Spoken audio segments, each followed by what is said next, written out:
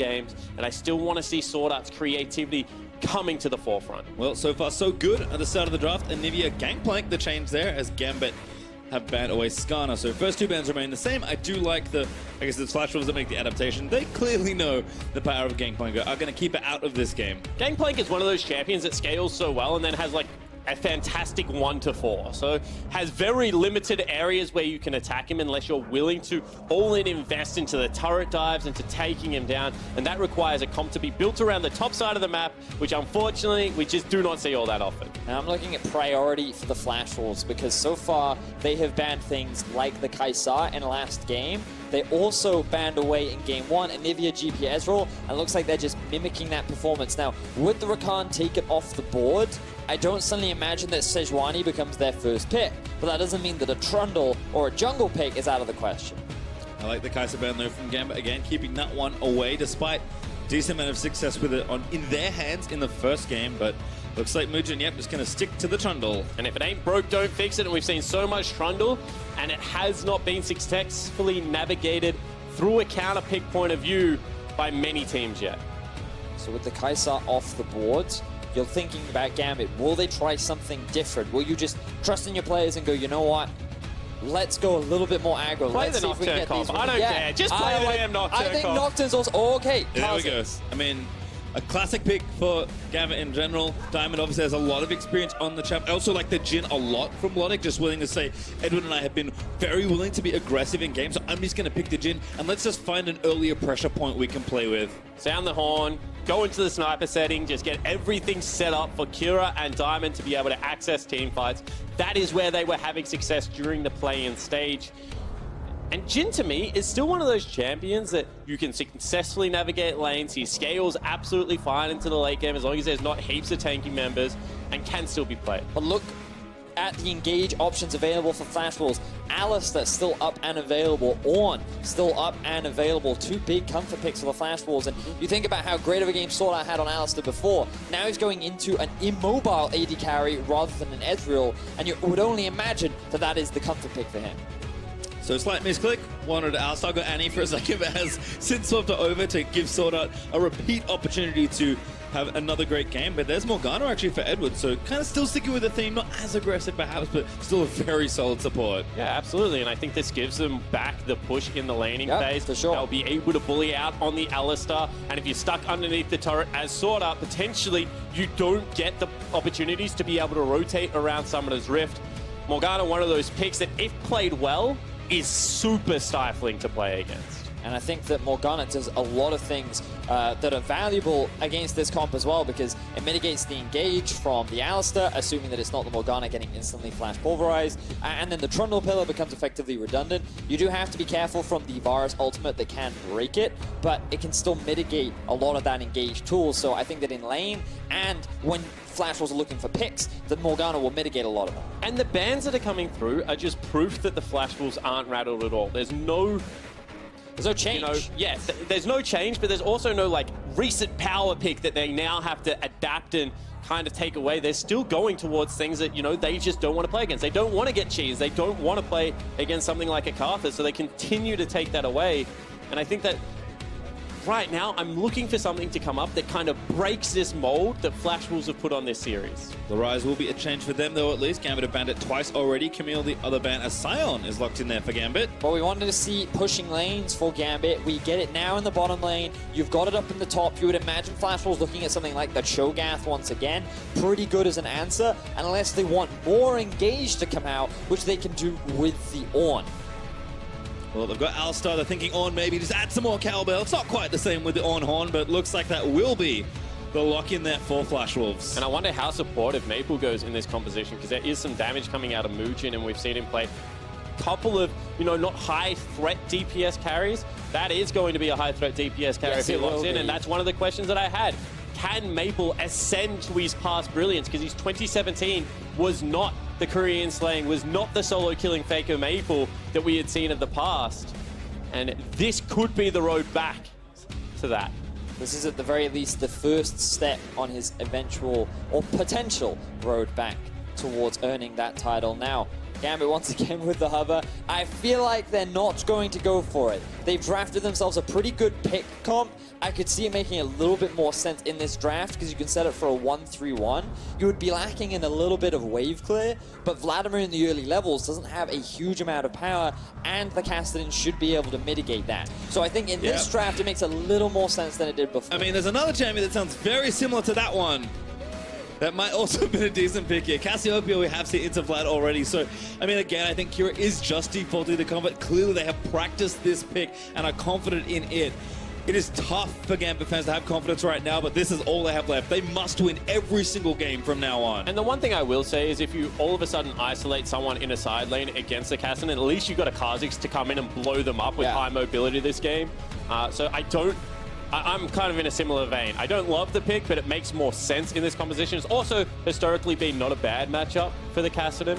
But I do think that with Gambit's comps, their ability to force more skirmishes is a lot stronger. This is exactly what you wanted to see, Spawn. Can we see a little bit more early action from Gambit? Try and force a couple more plays in the early game. You have a few more winning lanes this time around. You have more options available. The emphasis is on Diamond to make use of the tools that he now has been presented. And again, I think Gambit have shown, you know, even though the drafts are changing up, it needs to reflect in the play. Game 2 had shimmers of that here and there.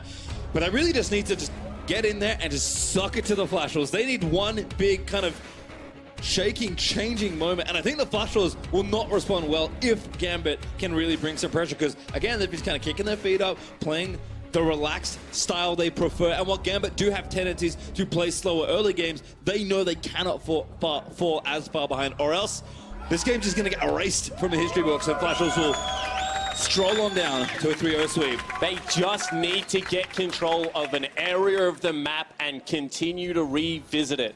We've seen Flash Wolves be way too calm. You know, they've been making the first move time and time again. They've been under absolutely no pressure. So somehow, Gambit have to be able to wrestle that back. Well, we are going to move ourselves onto 7-0 for what could be our final game. The Flash Rolls are up 2-0 here in the best of 5 as Gambit will have those bricks in their back. Going to have to go 3 straight here and reverse sweep the Flash Rolls if they want to continue their dream of playing once again on a bigger international stage. They've already done so much work here in MSI during the play-in, but they do not want their run to stop here. That's not what all this preparation was for. Certainly not. Painstream now, we do see Flash Wolves trying to get a bit of a glimpse in the other game as to where Diamond is starting. You can see a bit of a line of scrimmage set up all across the board, but Flash will successfully get that ward down onto the tower. Edward, rather, getting some early gold, but landing the binding onto Betty and Cha-ching. Ooh, more gold. He's rolling in it right now. Space Fox goes out, adds insult to injury. There's a third one. Don't really face what check, you don't call face that? check. More gold coming in. Oh, another binding hit Betty. Good This news, is perhaps. the Maybe ultimate magnetized. early game for Gambit. They wanted lane pressure. Well, now they've taken half of Betty's health and his health pot. And that's what I was going to say. The sustain there is now going to be heavily in favor because this is going to be the Doran's ring start. That means the mana will always be there for the Jhin. We'll be able to continually push in. And they are looking to abuse this 2v2. Ooh, this is Edward getting a bit of revenge from his past games. You know what? You guys have pushed us around in the early laning phase, but this time we're feeling much more confident. And Kira, against the Vladimir, should hold out a little bit better than he has done in the past. Typically, I'm expecting the Q-Max this time around. The thing about Vlad is he's very predictable when he's going to hit you in the face because he has a bar underneath his health bar that tells you when he wants to hit you in the face. So as long as you time it properly, you can mitigate a lot of that lane damage, even if you can't match his sustain. Mugen right now flying through the jungle because the blue buff already full cleared the left side, so going to dip down here into the bot side. Kira perhaps expecting an invade or potentially another gank. Does not want to repeat of the last time, but Maple is going to throw out his Q. And I think step 1 to success in this game is not dying twice before level 6. Yes. Kira. Good point. He needs to be able to create pressure by getting to the items quicker than he was able to last game. Kassadin is a ticking time bomb. Like, he eventually will go off if you leave him by himself. However, what we saw in the last game, that he was not even able to get to 2 items without having to go a very strange route. And it's one of those picks that it just seems to play into the Flash Wolves' hands. and I feel like Flash Wolves are more than capable of punishing it. They had the Trundle game 1 where they hard shut it down. The difference is Vlad doesn't have as much utility and gank setup that the Swain does. But in terms of damage, they're definitely going to have that in spades. And if you're Diamond Prox, this has to be super annoying. Every single time you try and start a camp, a troll just runs in and chucks a ward on it, and you know that he's not playing for the gank. He's just playing to find you. And Diamond, this is when the creative jungle pathing comes in. This is when you have to take maybe a different recall and start at a new part of Summoner's Rift. You know, Scryer's Bloom potentially going to help him out here if he chucks it towards his camps, but it's just as important knowing where the jungler isn't than where it is. And every single camp, 3 camps he's been to so far, Diamond has been scouted out. And we do look to the veterans on Gambit to carry through, especially at a time like this. Diamond and Edward need to really step things up. We asked Diamond to play a bit more aggressive. His pick has indicated that. But right now, being very much stifled by the youngster, Mugen, having such a great series so far. Yeah, the new members of Flash Wolves have actually been impressive. They're very good. Mugen and Hanabi have both played fairly good games, and I always compliment players that play both style. You know, Ornn into Gangplank is not the easiest thing to adapt to on the fly, so, you know, you've got to give credit where credit's due. And like this, as we mentioned, is Hanabi's first ever professional split, and he joined a storied organization who have a long history, not only regionally, but internationally, as being famous for shutting down the Koreans. And the fact that he's already off to a very good start kind of speaks wonders for his potential future. And let's take it a step further. They've been a great team that have historically had pretty bad top laners. So if he can come in and turn that around, then potentially this is where you start saying that the Flash Wolves that is now being presented internationally can surpass the Flash Wolves of old. And for Gambit, it's kind of the redemption story for them, because for a very long time, for many European fans, they have wanted to see Diamond and Edward return to that international stage. They wanted to see Moscow 5 kind of be what it was in terms of that for glory. And when you have Stasios and Kira, who joined this squad as part of what was a very successful Albus Nox Luna, there was a lot of hype surrounding this roster. And then play-ins looked good, especially relative to last year, where in Worlds they went 0-4. And to then come into this best of 5 and not really have the performance that they, or really many fans, expected of them, I'm sure it would be a big disappointment. So while the pressure must weigh on them, the fact that they made a war cry coming into this game, they know what's on the line, and they know they have to show something in this game. And they're players that have played with backs against the wall before and performed well. So I think that this is not a strange concept to them as Hanabi goes aggressive. Yep, stay hustle, good flash. Was he gonna die then? I think he was worried about potential junglers because he has absolutely zero vision on the top side of the map. So because Mugen was not spotted, he was like, right, if he's going all in, jungler's probably here, I'm just going to flash for the safety. Yeah, absolutely. Did not have the ulti because I was like, why didn't he just ult out? Didn't have mana for it. Ah, okay. So I was like... The ultimate feels bad, Yeah, feels bad, man. Diamond in level 5 though, he's going to run into the Trundle. Diamond heeds your advice. He's waiting.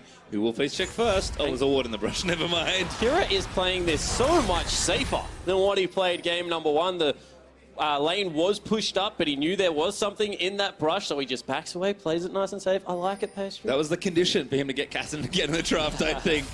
And things have certainly gone better. Diamond now bot side. This has been kind of the bright start early for Gambit. Where's the ulti? Look at Sion. He's in the bottom lane as well. Here we go, charging down the bot lane. I think I have to know what's up now. Sword Art barely going to miss beating a binding of Betty. About to get drifted on. First blood charging straight in.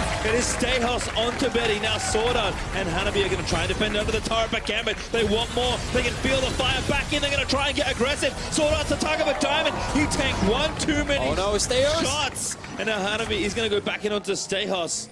Flash was going to trade there. That ends up being a 1-4. Now look at how low Kira is. Whoa! Flash Mugen forcing the mid lane. Olodic, he's out of there. He's still in some trouble, though, because Mugen's going to cut him off. Out of there for how long? No way. Like, all right, do I bait? Do I bait? I have to leave. Please don't chase me. Mabel's like, yeah, you're donezo, mate.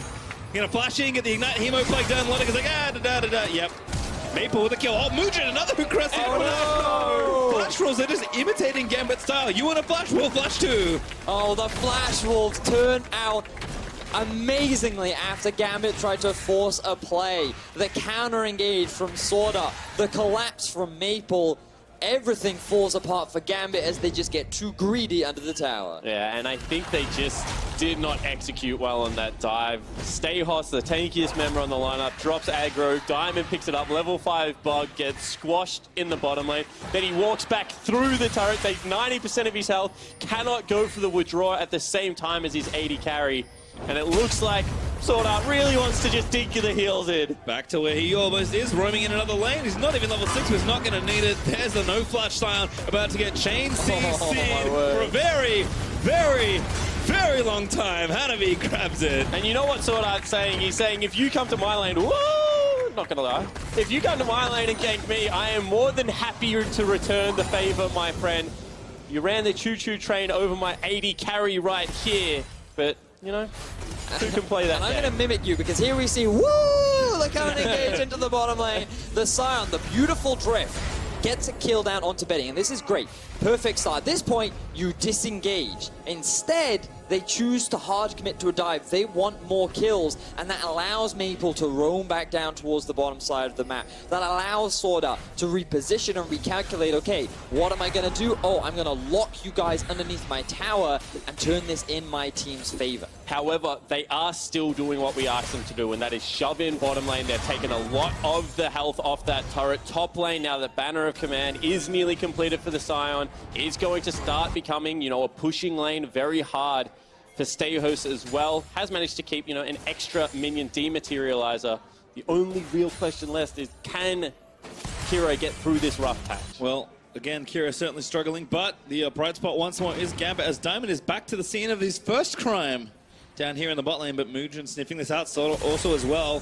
Who will counter gank first? Looks like Flash Wolves, I think, maybe sensing something there. Aren't going to commit too hard. Let me tell you, Pastry, if your support walks at the 80 carry and the jungler walks out as well, and Logic sits there with his 4th shot saying, I dare you, there's generally someone else in the lane. There is generally someone else in that. It's like when in mid lane, rather than run towards your tower, you run towards the bush. You know that there is someone in that bush. Well, Clouddrake going over to Flash Wolves again. That first little play, I like the attempt from Gambit, but not converting at all. Mujin gets yet another first strike for the Flash Wolves. 3 for 3 so far in the series. As a blinding combo will land him, but Sword Art with the ulti is going to hang out and just tank it. 4 members now towards the bottom side. Even though Flash Wolves have been spotted, they force Gambit away from the tower. So even though they've had this pushing 2 versus 2, Flash Wolves recognize, you know what, we still want to have this control. We have a winning top. Let's see if they can stop it. Diamond here, but Flash Wolves just going to go diving. 4v3 going to try and make it happen. There's an ult out, but that's Edward dead. Maple able to grab the last hit. And Kira does not follow. The early game Kassadin has no real impact, and Mujin is just working with Maple as he always has done to get Flash Wolves another early tower. And it's not only that, it's that they go from mid to bot, they transfer the pressure down there just in case Diamond wasn't there and is looking for a gank top lane at the same time. There's no counterplay here for Gambit apart from soaking up 2 additional waves of experience in gold, and when you compare that to the first turret advantage going down, it's just not the same. And this is it. The vision all gets cleared out by the Flash Wolves. They know that there are no summoner spells on Edward and Lodic. They simply wait for the Black Shield to disappear, and then Betty throws his ultimate out to secure an easy kill. And it's simply a matter of Flash Wolves recognizing where they can continue to extend their lead. Sword Art with a great roam top meant they have a winning top side, and given you have the push with Maple on Vlad, it's super easy to roam down to the bottom side. As we see Kira actually go aggressive. They're doing it again. Here's Mujin and Sword Art now looking to try and dive at Kassadin. Betty's also here as well. They'll take the tower pressure instead. You know, maxing your E is all well and good to help with the wave clear, but in this situation, you do not have the wave clear to stop a 4-man push onto your tier 1. A 10 creep wave, 4 champions in there as well. As the turret does fall down, Flash will starting to pick up the pace. Yeah, just methodically going from bottom to mid, looking to close this game out quickly. Can see that Kira really wants to have some form of pressure, but there is just nothing here for Gambit to gain. Sword Art's just happy to go back in again. Mujin with a massive pillar onto 2. Edward trying to find him with the pulverize. Just going to delete one. Mujin able to get Edward. Silence unstoppable. Chasing the ball out of the ring. But Red Buff going over. I mean, Gambit is running out of stuff to do at 12.5 minutes. Yeah, this game is getting very ugly. You can see Flash Wolf just confident play after confident play, walking in as a unit and daring Gambit to do something. Oh, for Gambit, this is definitely a rough early game. They tried to be proactive, and Flash Wolves said, well, if this is what you're going to try and do, we will crush you at it. and they have just stopped everything that Gambit have tried to set up. They're now even setting up for a tier 2 at 13 minutes into the game. And you look and you're like, it's not like the CS differentials are all that big. Like, where did this all go wrong? They just starved them out of vision. They played the map. They grouped when they needed to. And one small error from Gambit on that dive now has this as a response. It's just that difference in summoner spells, right? So many times you see teams that they'll gank mid and they'll go, oh, the flash is down, and then they don't go back to mid again. Flash Wolves throughout this series have recognized where there is a summoner spell advantage, and they have looked to punish it as often as possible. And now Riftchild going over to the Flash Wolves. It feels like the heart of the team in Soda is really firing away. And together with, I'm going to say, kind of the new brains of the organization in Mujin, those two in tandem, whether it's Soda making plays or Mujin, just so perfectly tracking the enemy jungler and setting things up. This is a play to me that, yes, goes aggressive, but when he knows it works. And the Flash Wolves are now getting on that page and just starting to run this game completely out of control. But what I love to see is when other members start getting involved. We've seen Maple be able to shove out the lane and join the fights in the forest, be able to go down to that bottom lane and set up turret dives for his teams. This is going to be crucial for Flash Wolves' success, because their playoffs games looked so much cleaner when they were able to replicate that game plan. 4,000 gold ahead though for the Flash Wolves. Not to kind of understate how effective this early game has been. Again, they've got the Rift Herald. We'll see where they go next, because they've already got 3 turrets. The thing is, at this point in the game, it can actually be quite difficult to kind of keep the pressure going, because yes, they have a very healthy lead, but you kind of look at the levels and they're the same. You kind of look at farm and they're very similar. And while a couple items have been completed, the gap isn't so monstrous that Gambit are just suddenly weak. It's simply the fact the Flash Wolves are moving around the map that much quicker, and they're utilizing the fact that Gambit's composition does not allow them to really stop these early playmaking. But with the Rift Herald, Flash Wolves will likely get themselves another tier 2, but their next goal is really just controlling the enemy jungle and starving Gambit out as much as possible. And that's what it comes down to, because when you have a look at a 4,000 gold lead, if everyone has 1,000 gold each, you know, that's what we're kind of looking at the moment. It manifests itself in a pickaxe advantage. They're looking to collapse on Maple here. Yep, gonna go 1v2. Diamond and Kira also down here. Maple might just turn tail and try and finally get the TP in. Now 1v3, soon to be a 2v3 as Maple and Mujin roaming once again. He barely misses out on living, but they're gonna look for the trap. Soda back in again. Looking for Diamond, who's forced to flash out of the way. The headbutt kill will be donated over to the Trundle. Where does Sword Art come from? This guy finds secret passages throughout Summoner's Rift and is always there to help his team out of dire situations. It's just so funny to watch. All of a sudden you're like, yeah, we're fighting 2v2, we'll retreat back to our turret. Why the heck is there an Alistar at our tier 2? He just shows up and he's like, boom, that's it. One of you have a new job. I'm not following the stuff on screen. Somebody has to track Sword Art, because those movie boots are painted red or something. You need a Sword Art cam, you know, that just tracks wherever he's going. They must have found these secret hidden passages, but we can just track him on the minimap. So he pushed up mid, he comes into the enemy jungle, he's like, my bot laner is in danger. Do not fear, Maple, I'm on my way. The TP comes in, and because you're Vladimir, you get to stall for a little while, but the ulti just didn't quite pop, and he didn't have the second proc on his Q either. And then, fortunately, Sword Art shows up, and that gives enough for him and Mujin to secure themselves a turnaround. And off the back of that flank, because Kira was most likely going to fall anyway, he gets himself a flash and an ultimate out immediately as soon as he is there, just burning summoners. And this is what you mentioned, Vedius, the fact that that exchange happens, it looks like it's a 1-for-1, but you know, double flashes down, ultimate now not available for Edward for potentially the next engage, means that what looks like an even trade is actually in favor of Flash Wolves. Right now, just owning the control of this Rift. They get themselves a second Drake as a result. Ocean given over as well. I will say one positive is that they've been able to actually get Kira into a side lane much earlier this game. And they have a Jhin, not an Ezreal, so they can clear out mid lane wave for a very long time. Unless Sword Art gets in the way, of course. Yeah, potentially. He will get in the way at this stage. Kira actually, Kira. Who's flanking who? Kira, yep, gotta be careful. Over the wall you go. Oh, he goes onto them. I think that must have been a misclick. I guess he had no way out. Yeah, he just wanted to surprise. He thinks maybe I can burst Betty out, but now Maple, he's in trouble. Well, whatever happened here was bad news for Kira. Ulti, yep, gonna get pulled out of there by Maple. Vladimir just sending some love their way with that Q maxed up with the Blood Rush. And hey, there's the Rift Herald we found a few minutes ago. Now, we're going to finish off that tier 2 turret. 4 turrets to 0. Now as Flash Wolves just keep getting further ahead. And they just walk into your jungle, they take your mid laner, they take your red buff, they take your top lane tier 2. They back out as a unit and are just still looking to create picks if Gambit cheat through vision. They just take everything from you as the Flash Wolves continue to strangle Gambit out. That goal lead is only getting bigger.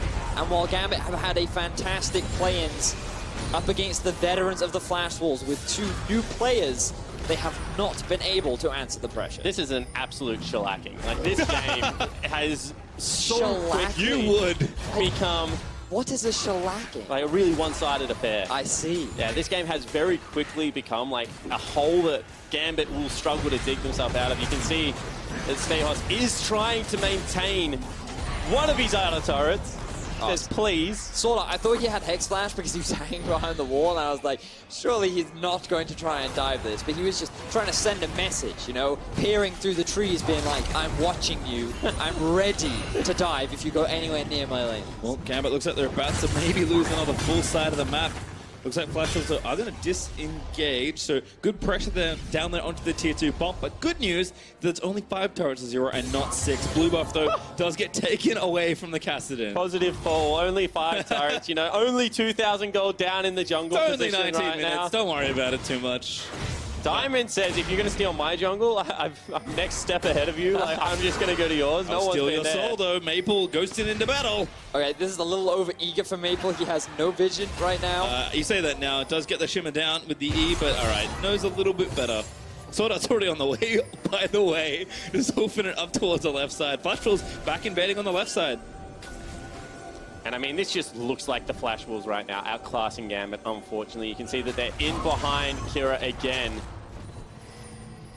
This is an exquisite performance from Flash Wolves, but also, like, when you think about it, going into the main group stage when you're going up against some, like, very hyped up teams in Kingzone, RNG, Liquid, Fnatic, EVOS as well, after their great performance yesterday, you kind of want to show that you're a step above the other competition and that you can play with some of the bigger regions, you know? So the fact that the Flash Wolves have had such a great series so far can only fill them with confidence coming into the main. Only 1 slot left, and the Flash Wolves say that has our name on it, Gambit, as they continue to apply the pressure. Diamond is invisibly sneaking through the brushes just to get a bit of information. At this point, I think Gambit are rightly worried about a very early Baron. In fact, it's already been started. They have absolutely zero vision. I'm not sure if they have any blue trinkets to spot this one out. It looks like they will. They'll drop it down. This is going to be the fight. Oh, sort of. Again, another very creative thing. And Seos just goes in basically to die. Starting his own personal 1v5. Hanabi looks for the ult and finds it landing in. The Chain CC will be there. They've now lost their front line. And the Baron is now an even realer possibility. And ladies and gentlemen, that is what frustration in a top laner looks like. Not able to get anything started for the entirety of this game. Sees a couple of low health bars and just says, if we're going to fight, we're going to do it now. Unfortunately, whiffs the engage, and now Baron right back on the table. Well, again, the vision drained out there. That control was still around, like even slapped down the trinket just in case. Diamond is checking. Sword Art spotted him with the sweeper, just trying to keep them out of the pit. Now, Mujin did steal a Baron away in game 1. Can Diamond do the same for Gambit? On the same champion, Diamond, though, I think he already burnt an ulti charge. No, it looks like a brush instead. Maple's just 1v2ing. I mean, they're trying to find him, but Maple busy with the bot lane. In the meantime, a root lands in to Kira. They pull off the round. Flash Wolves just know every move Gambit is going to make. And Sorta, he's finding there's he going in, but it just doesn't matter. Baron, a desperate attempt. But Flash Wolves play it perfect. They grab the Baron. They're so far ahead. Beautifully executed from the Flash Wolves, stomping Gambit around the Baron. They secure the objective, and they have their eyes set on the first inhibitor of the game. And when Sword Art can solo your jungler, you know the game has deteriorated, and they're now looking to push in. It's only 22 minutes in. Inhib turret going down. Inhib will maybe join it soon after. Death timers are short enough that Gambit may get a chance to defend. Flash Wolves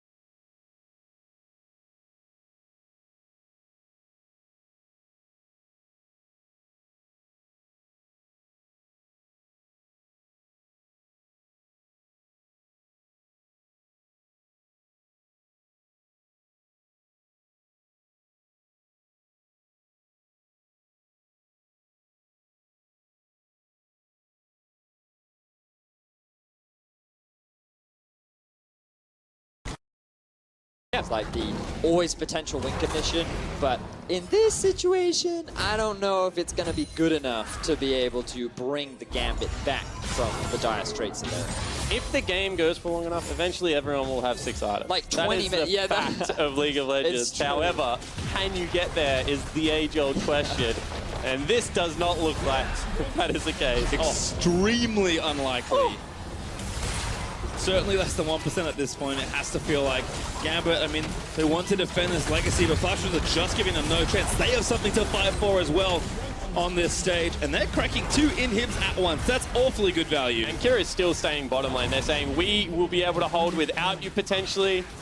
Get as much gold as you can and then come fight with us. Probably have to if the game's going to be anything at all. But Sorta finds the instant initiation onto Diamond Prox. All not ready to go. Finds it, gets 3 men knocked up. And the Totem is dying before the team fight's ever really over. Flash Wolves are just going to use this Baron and try and take it all down. It's a mess in the back end of the team fight as the Nexus gets exposed. Betty firing away, looking for stay hustles. Kira's just fighting for his life. But there is nothing left but an ace as the Flash Wolves, they seek redemption among the best teams in the world, and they will erase their opponents to get that chance. Just another day in the office for the Flash Wolves as they obliterate Gambit. They get better and better from game to game. In game 3, we get a little bit more of what we wanted from Gambit. We saw this early playmaking. We saw this composition that was a little bit more geared towards trying to make stuff happen. But Flash Wolves, they shut it down and they stormed through the opposition. And the response is what we wanted to see, because it's all well and good to be able to play slow, structured League of Legends, but when you're going to go up against EVOS, when you're going to go up against RNG, you know that there are teams that will bum rush you and just look to get early game advantages. It looked like Gambit wanted to attempt that this game, but the Flash Wolves just show their class, show they can accelerate the pace, and honestly close out with relative ease. I think that has to be the plan, honestly, for Gambit in the last game. Certainly applaud them for the effort they've made, but unfortunately for them, their run will stop here as the Flash Wolves are just starting theirs. They claim the final spot in the next stage of MSI. So EVOS and the Flash Wolves were the ones to qualify that would join Fnatic, Liquid, RNG alongside and the big boys, King Zone, Dragon X. That's going to be one hype competition. And now, you know, with Sword Art joining it, the pool of players is becoming so exciting to be able to track these teams that play such different, you know, methods of League of Legends. And Flash Wolves this game, like, I mean, they came in and when you look at their regional play, you say it's gotten weaker, you know, this is not the Flash Wolves of old. You kind of have